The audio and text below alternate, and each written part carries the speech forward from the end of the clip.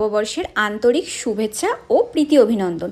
তো নববর্ষে তোমরা কে কোথায় কি করলে সেটা কিন্তু আমার সাথে অবশ্যই কমেন্টে শেয়ার করো। আমি কিভাবে সেজেছি সেটা এখন আপাতত তোমাদের সাথে শেয়ার করে নেবো।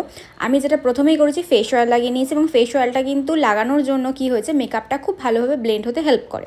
তারপরে আমি দেখতে পাচ্ছ কালার কারেক্টার ইউজ করছি, কারণ কি পিম্পলসের জন্য আমার মুখে 2-3 জায়গায় একটু কালো কালো স্পট হয়ে গেছিলো, সেটাকে তো লোকাতে হবে, সেটার জন্য। তারপরে সেটাকে হাত দিয়ে ভালোভাবে ব্লেন্ড করে নিলাম।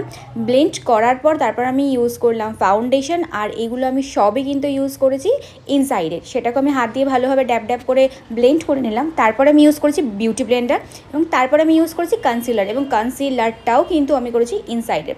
আইব্রোজটা করেছি ফেসেস কানাডার একটা কিট থেকে।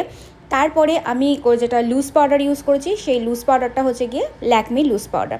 তারপরে যে কন্ট্রোল ক্রিমটা আমি ইউজ করেছি সেটাও কিন্তু ইনসাইডের কন্ট্রোল ক্রিম, এবং ওগুলোকে খুব ভালোভাবে ব্লেন্ড করতে হবে। এবং তার আগে যদি তোমরা হাত দিয়ে ব্লেন্ড করে নাও, সেটা কিন্তু ব্লেন্ড হতেও কিন্তু খুব ইজি হয়, এবং কোনো রকম কোনো হার্শ লাইন কিছু থাকে না।